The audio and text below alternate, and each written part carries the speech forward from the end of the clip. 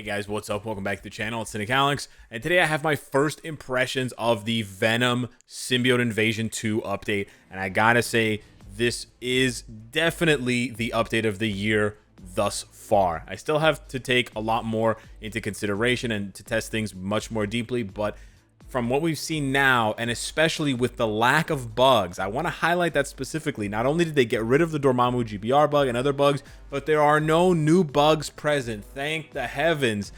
This really is the best update of the year. And it's not only the best update of the year because of that, which might seem a little bit petty or a little bit, you know, whatever, but you have really good reworks. Venom gets an insane buff for this new uniform. They did not rely on you getting him to level 80 or to tier 4 before jacking this dude up. So this is not a Blue Dragon situation. He gets a massive increase just at level 70. In my opinion, he's better than Shang-Chi at level 70 for a combat type, which is huge. And I'll have a dedicated video on that. We'll talk about him at level 70, at level 80. He's a monster. Scream is also a monster. Not only now is she a superhero, but she has the leadership tag, so you can use her with White Fox. She claps insane cheeks. It's crazy, and you can use her with Titania. She has access to so many passive supports. Agent Venom may be the sort of not dead weight, but Agent Venom may be a bit of a letdown for some people who are just looking for PvE content and sort of big DPS monsters, because he has a lot of support buffs, and so those support buffs are going to be, you know, a little bit harder to feel the difference between them. But he does represent a support buff for symbiotes and a leadership for all allies, so he definitely has some value there. However, his initial testing for me as a standalone character was not very impressive, certainly not compared to Scream or, of course, Venom and Scream are just like miles above. But yeah, to talk briefly about the uniform options, because I know everyone wants to ask about that. For Agent Venom, who by himself is paywall, so keep that in mind. You're going to have to get a bio sub or use Mythic uniform upgrade tickets to get his uniform to Mythic. We have Dr. Octopus, which is pretty good still. We have Mr. Fantastic, which is okay. It's the Maker villain uniform. Icarus is okay as well. Emma Frost, Phoenix 5 is an abomination. And then we have Hawkeye Kate Bishop. So you have 3 so-so, 1 good, and then 1 absolutely atrocious uniform. And the only positive thing I can say about this is the worst of the update. And they also kept it consistent because one of these appears on every single uniform. So this is the one. This is a 3-year-old uniform that's appearing as an optional, which is absolutely brutal. For Scream, her optionals, I think, are a little bit better. She has Cap, Falcon, which is awesome. Arrow is okay. Athena is great.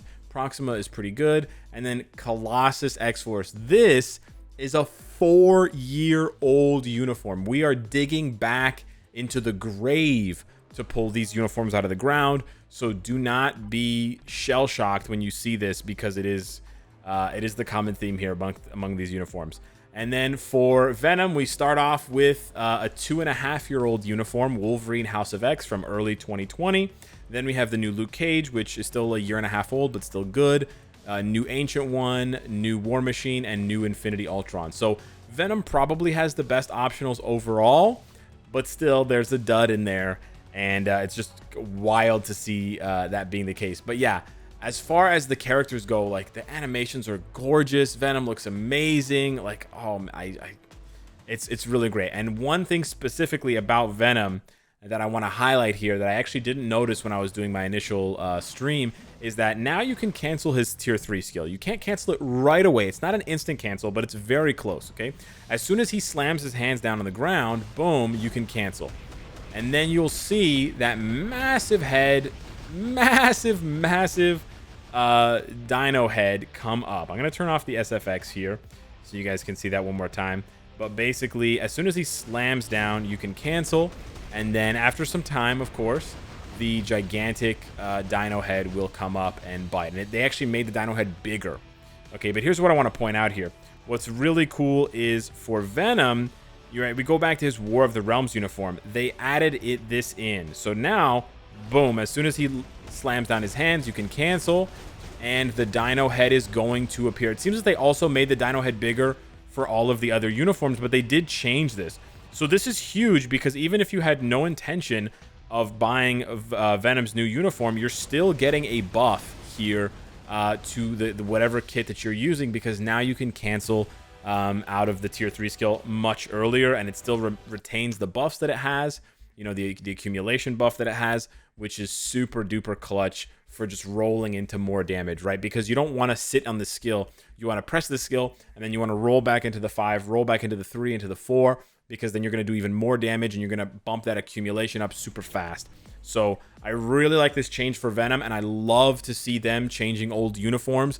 This is honestly what we always want to see in Marvel Future Fight, because even if it's just 1 or 2 skills or just the ultimate ability, it makes so much of a difference for players who are coming back, returning players. They don't have tons of crystals to spend throwing at the newest best thing.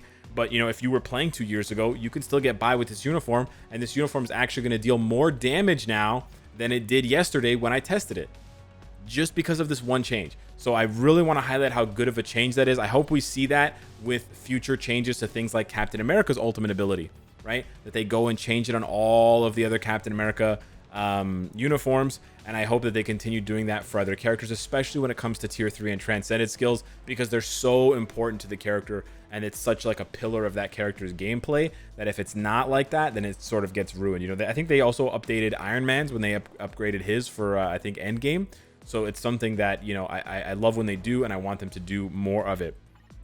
That's basically it for the characters. The only one that I haven't talked about, of course, is Toxin. Toxin animations look really cool. I'm just going to play it slow, and I'm going to, because I have a lot of content to get to, you know, tier 4 Venom, Gorr, right? We'll get to Toxin, don't worry, but he's not the star of the show. But we will get to him, and I will be getting him from the Future Pass and then showing you guys how to use tickets to get him up to 6 stars into tier 2, basically as cheaply as you can, right?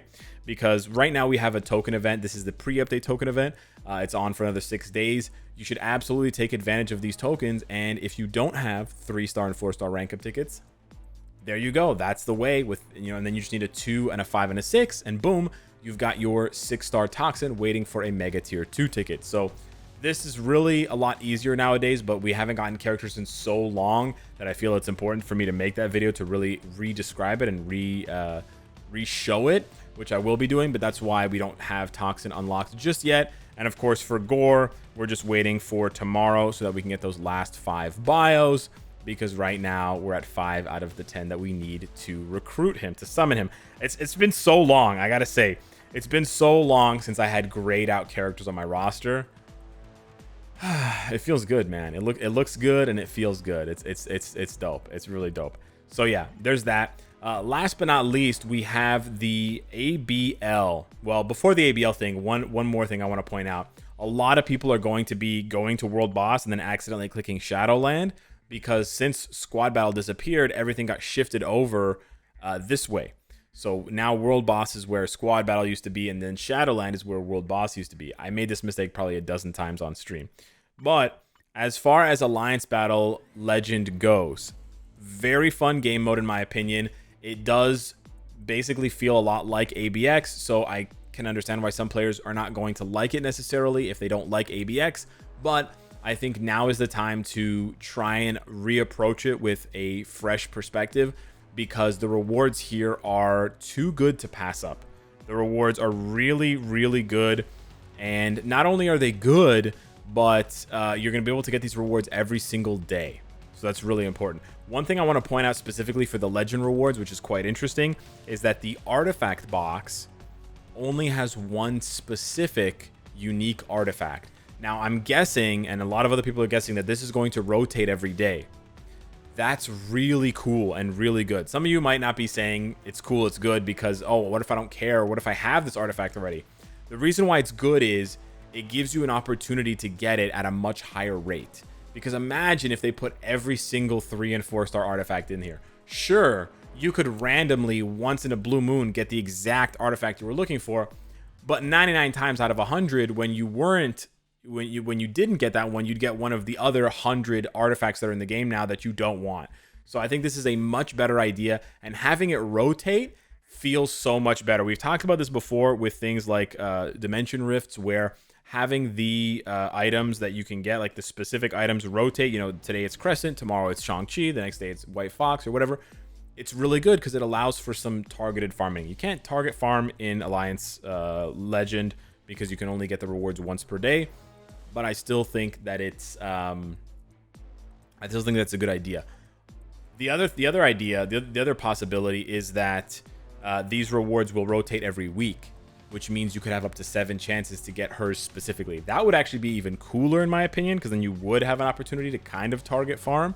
But yeah, I definitely think it's worth considering investing. You want to be able to invest at least enough score to get to 500k, because that's where you can pull either a 4-star, 5-star, 6-star, or premium card. And believe it or not, one player has already pulled a premium card. I know that's not a lot out of like hundreds of thousands of players, but it's still possible, and it shows that it's not a complete, you know, it's not a debate kind of thing. So yeah, I'm pretty happy with Alliance Legend. I'll be releasing new content about Alliance Battle, Alliance Battle Extreme, and Alliance Legend to cover teams, to cover builds, to cover roster and all that stuff. Guides, essentially, so that you can make the most out of your roster and plan ahead the most, so that you can be able to complete this content as much as possible, so that you can get all of the rewards. I know that this channel has been very negligent to Alliance Battle Extreme since it came out. I make very few ABX videos. I will be making more nowadays to showcase how to do these things, because I think the devs are clearly putting more effort into this, and they're focusing more on this. And I mean, it looks gorgeous, the screen, and like it almost gives me like God of War vibes with the little orange outline, with the little sort of that little thing in the little accents in the corners and the sides, whatever. So yeah, I do think that this game mode deserves more attention now, and it certainly deserves your attention because of the rewards, right? The rewards now are basically a better upgrade combination of ABX and squad battle. So you definitely want to hit this up. Definitely want to farm those Mandalays and those Awakening Crystals. So keep it locked on the channel. Subscribe if you're not subscribed, so that you can see all of that content and get all of those guys and all that stuff. So yeah, I'm pretty happy with this update. I think it's a banger. I definitely think it's a banger. And if you're nuts, you can get this Gorr special relay. This is outrageously priced. No intention of buying it. If the 5-star artifact selector had been in the first step, I probably would have. But I think the marketing team got a little too greedy on this one, so they will not be getting the cash flow from that. But I'll probably spend on something else later on. But anyways, that about wraps it up for this first impressions video. I have a lot more content coming your way, and I'm very excited to do it. And we haven't even touched on the quality of life stuff, like the dealer thing. We haven't even touched on this, baby, so there's even more to come. So keep it locked. Thank you so much for watching. Thanks for being on the stream tonight. Smash the like button, and I'll see you in the next one. Take care.